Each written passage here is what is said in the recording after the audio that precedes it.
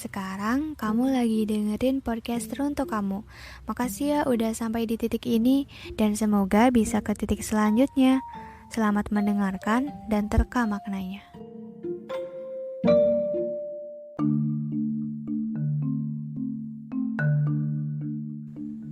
Saat itu saya membuka sesuatu dan ternyata ada pesan dari seseorang yang berisi keresahannya terhadap dirinya sendiri.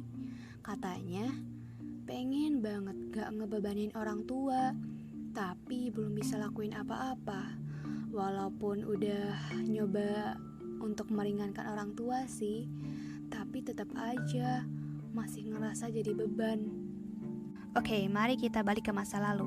Karena seseorang telah bercerita kepada saya di masa lalu lewat bukunya Mark Manson yang berjudul The Subtle Art of Not Giving a Fuck, atau sebuah seni untuk bersikap bodo amat, yang tentunya cerita ini sedikit berbeda dengan yang ada di buku.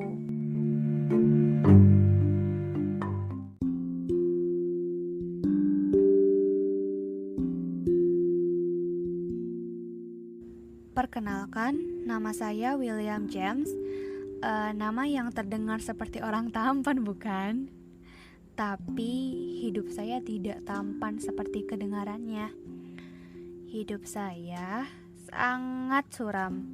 Sampai ayah saya pun tidak ingin ada saya di dalam hidupnya. Sedih euy.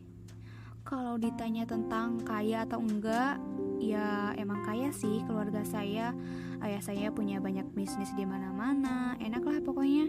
Bagi orang lain, kecuali saya. Kalau harus memilih, saya pasti memilih untuk sehat daripada harus kaya. Saya itu anak yang malang. Sejak lahir, saya menderita masalah kesehatan yang bisa mengancam hidup saya. Saya buta temporer dari kecil. Kondisi perut saya yang akut bikin muntah terus-terusan. Ya mau gak mau saya harus diet. Saya itu anak yang tuli, terus kejang urat punggung, terus saya gak bisa duduk, saya gak bisa berdiri selama berhari-hari. Makanya saya di rumah aja. Saya bukan anak yang istimewa dan gak punya banyak temen. Sedih. Hal yang sangat saya sukai hanyalah melukis. Tapi orang-orang di sekitar saya tidak menghargai saya. Ayah saya mulai mengolok-olok saya, dan saya dianggap orang yang malas dan bodoh, tidak berbakat. Berbeda dengan adik saya, yaitu Henry James, yang udah jadi novelis terkenal dunia. Saudara perempuan saya juga sukses di bidang kepenulisan. Saya merasa seperti orang yang tidak layak ada di keluarga ini, dan rasa-rasanya seperti kambing hitam. Kemudian, setelah beberapa lama, ayah saya menyekolahkan saya di sekolah kedokteran Harvard. Saya diterima, tidak lain dan tidak bukan karena koneksi ayah saya dengan para pebisnis. Itu adalah kesempatan terakhir saya. Kalau gagal, tamatlah hidup saya. Tapi pada saat menjalankan itu, saya tidak minat sama sekali dengan bidang kedokteran. Mau minta tolong pun saya susah. Psikiater saya juga bilang, lebih baik kamu jadi pasien aja, jangan jadi dokter. Sampai akhirnya saya lari dari sekolah itu dan pergi ke ekspedisi antropologi hutan Amazon tanpa izin kepada ayah saya. Di tahun 1860-an, saya berangkat dengan kondisi yang seperti ini. Buta, muntah terus, tuli, kejang urat. Aduh, sedih euy.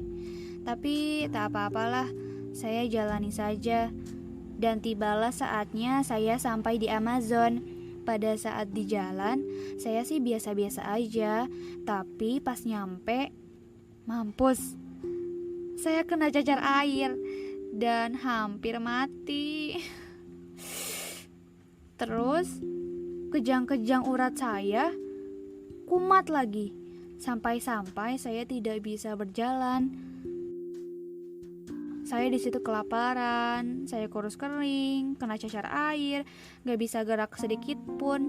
Pokoknya udahlah, itu tuh kayak udah mau mati. Yang lebih parahnya lagi, saya ditinggalin teman-teman saya.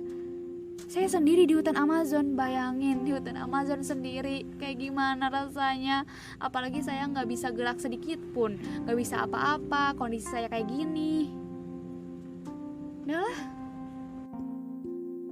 Berbulan-bulan saya cari cara untuk pulang ke rumah saya, tapi nggak ada hasilnya. Terus ada sebuah kejadian yang bikin saya terus berjuang kayak gini buat pulang ke rumah, yaitu menerima kenyataan dan bertanggung jawab atas diri saya sendiri. Saya pasti bisa menjadi orang sukses. Saya kembali ke New England di umur 30 tahun dan disambut dengan kekecewaan ayah saya yang sangat mengerikan. Saya masih saja gagal dalam semua hal. Saya udah gak bisa nahan hidup kayak gini. Saya udah capek, sampai-sampai saya mau bunuh diri. Tetapi pada suatu malam saya membuat eksperimen kecil. Saya menulis bahwa saya dalam setahun akan berusaha meyakini bahwa saya bertanggung jawab 100% atas segala apa yang terjadi di dalam hidup saya. Saya mulai mencoba untuk mengubah apapun yang bisa saya ubah. Kalau gak ada hasilnya, ya emang berarti saya gak pantas hidup di dunia ini.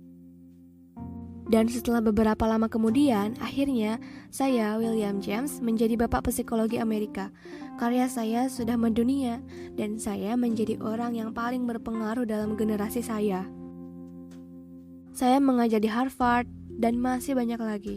Saya kemudian memberi judul eksperimen saya yaitu Lahir Kembali, dan bersyukur atas setiap hal yang telah saya lalui di dalam hidup saya.